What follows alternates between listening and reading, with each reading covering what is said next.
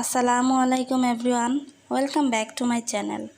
প্রতিদিনের মতো আবারও হাজির হলাম নতুন আরেকটি রেসিপি নিয়ে, সিদ্ধ আলুর মচমচে পেঁয়াজু।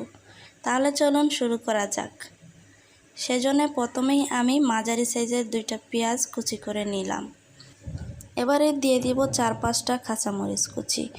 জাল আপনারা কম বেশি করতে পারেন, যারা বেশি জাল পছন্দ করেন বেশি মরিচ দিতে পারেন এবং এখানে শুকনো মরিচের পাউডার দিতে পারেন। আমি এখানে ব্যবহার করব না, জাল বেশি পছন্দ করি না সেজন্য। এবারে আমি অন্য মশলাগুলো মিক্স করব। এই সিদ্ধ আলুর মচমচে পেঁয়াজুতে আপনারা চাট মশলা ব্যবহার করতে পারেন। এবারে আমি দিয়ে দেব 1/4 চামচ চাট মশলা। এটা আমার হাতে তৈরি, আপনারা চাইলে বাইরেরটাও দিতে পারেন। দিয়ে দিচ্ছি 1/4 চামচ জিরে গুঁড়া। এবারে দিয়ে দিব স্বাদ মতো লবণ। এখন সবগুলোকে ভালো করে মিক্স করে নেব। আপনারা চাইলে এখানে মরিচ কম বেশি করতে পারেন, আবারও বলতেছি, এবং পাউডার মরিচের গুঁড়াও দিতে পারেন। দেখেন এগুলা এরকম হয়ে গেছে। এবারে আমি মাঝারি সাইজের 3টা আলু সিদ্ধ করে নিয়েছিলাম, এগুলা মিক্স করে দিচ্ছি। আলুগুলা কিন্তু এত ভালোভাবে ম্যাশ করা যাবে না, একটু টুকরো টুকরো রাখতে হবে, তাছাড়া অনেক মচমচে হবে না এবং খেতে সুস্বাদু হবে না। দেখতেই পাচ্ছেন আমি আলুগুলা কিন্তু একেবারে মিহি করি নাই, একটু টুকরো টুকরো এভাবেই রাখছি। আপনারা চেষ্টা করবেন আলুগুলো একেবারে মিহি না করার, এভাবে টুকরো টুকরো রেখে দেবেন। এবারে আমি কর্নফ্লাওয়ার মিক্স করব। দিয়ে দিচ্ছি 1/3 কাপ কর্নফ্লাওয়ার। এটা আপনারা আটা, ময়দা, চালের গুঁড়া যে কোনো কিছুই দিতে পারেন একটি ডো তৈরি করার জন্য। এবারে আমি সবগুলোকে ভালোভাবে মিক্স করে নিচ্ছি, কোনোভাবেই ভালোভাবে মেশানো যাবে না, তাছাড়া আলুর টুকরোগুলো গলে যেতে পারে। এবারে আমি একটা ডো তৈরি করার জন্য অল্প একটু পানি অ্যাড করব, 2-3 চামচের মতো। তো দেখতেই পাচ্ছেন আপনারা আমি অল্প একটু পানি অ্যাড করতেছি একটা ডো তৈরি করার জন্য। এবং পানি অ্যাড করার পরে আলতো হাতে মেখে নিতে হবে সবগুলোকে, তাছাড়া আলুর টুকরোগুলো গলে যেতে পারে, আবারও বলতেছি। দেখতেই পাচ্ছেন আমার সবগুলো মিক্স করা হয়ে গেছে এবং আলুর টুকরোগুলোও কিন্তু গলে যায় নাই, সবগুলো টুকরো যেভাবেই রেখেছিলাম সেভাবেই আছে। দেখেন আপনারা একেবারেই আগের মতোই আছে, শুধু একটা ডো তৈরি করে নিয়েছি। এবারে আমি চলে যাব চুলায়।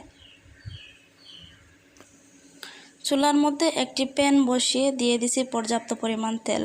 অনেক বেশি তেল লাগবে সেটাও না, একটা পেঁয়াজুর অর্ধেকটা যেরকম ডুবে যায় সেই অনুযায়ী তেল দিবেন। তো এবারে আমার তেলটা গরম হয়ে গেছে, আমি দিয়ে দিচ্ছি পেঁয়াজুগুলো একে একে। যেভাবে আপনারা ডালের পেঁয়াজু এবং পেঁয়াজু যেরকম ভাজেন সেভাবেই দিয়ে দিবেন। এবং সবগুলো পেঁয়াজু দেখেন আমার দেওয়া হয়ে যাচ্ছে অল্প অল্প করে। আরেকটি কথা যেটা না বললেই নয়, এই পেঁয়াজুগুলোর এক পাশ না হওয়ার আগ পর্যন্ত কোনোভাবেই উলট পালট করা যাবে না এবং কোনো চামচের সাহায্যে নাড়া যাবে না, তাছাড়া সবগুলো তেলের মধ্যে খুলে যেতে পারে এবং মচমচে হবে না। দেখেন এক পাশ হয়ে আসছে, আমি কিন্তু উলট পালট করে দিচ্ছি। উলট পালট করার পর এইভাবে 2-3 মিনিট ভেজে নেব এবং পরবর্তীতে আবারও উলট পালট করে দেব। 2-3 মিনিট হয়ে গেছে, দেখেন আবারও উলট পালট করে দিচ্ছি। আবার উলট পালট করে 2-3 মিনিট বাজে তারপর নামিয়ে নেব সবগুলোকে। দেখেন উলট পালট প্রায় আবারও হয়ে গেছে। এবারে আরও একবার নাড়াচাড়া করে নামিয়ে নেব। তো হয়ে গেছে প্রায়, দেখতেই পাচ্ছেন আপনারা অনেক সুন্দর একটা কালার আসছে। নামিয়ে নিচ্ছি, পেঁয়াজগুলো কিন্তু অনেক মচমচে হয়েছে। এই অথেন্টিক পদ্ধতিটি আপনারা বাসায় চেষ্টা করতে পারেন। এই নাস্তাটি তৈরি করতে এত বেশি উপকরণের প্রয়োজন হয় না, অল্প উপকরণ দিয়েই সহজে তৈরি করতে পারবেন, সকাল বিকালের নাস্তায় রাখতে পারেন। সেম একই পদ্ধতিতে দেখেন আমি অবশিষ্টগুলো আবারও দিয়ে দিচ্ছি, একইভাবেই দিয়ে দিচ্ছি, একইভাবে সবগুলোকে ভেজে নেব।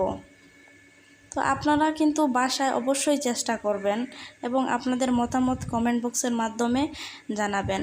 এবং আপনারা যদি চাট মশলা ব্যবহার করতে না পারেন, নুডলসের মধ্যে যে মশলাটা আছে সেটা দিয়েও কিন্তু এই নাস্তাটি তৈরি করতে পারেন।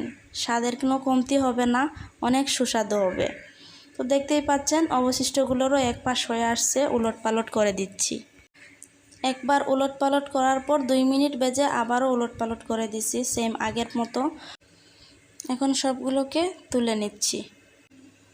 এবং পেঁয়াজগুলো ভাজার সময় অবশ্যই চুলার আঁচ মিডিয়াম লোতে রাখতে হবে, তাছাড়া বাইরের অংশ পুড়ে যেতে পারে এবং ভিতরের পাট কাঁচা থাকতে পারে। তো আমার রেসিপিটি যদি দর্শক বন্ধুদের ভালো লেগে থাকে অবশ্যই লাইক কমেন্ট সাবস্ক্রাইব করতে ভুলে যাবেন না। এবং যারা আমাকে অলরেডি সাবস্ক্রাইব করেছেন আপনাদের অসংখ্য অসংখ্য ধন্যবাদ। আপনাদের এই অনুপ্রেরণার জন্য আমি কিন্তু প্রত্যেক দিনই নতুন কিছু করতেছি। তো দর্শক বন্ধুরা আজকের মতো এখানে বিদায় নিচ্ছি। দেখা হবে আবারও নতুন ভিডিও নিয়ে। আল্লাহ হাফেজ।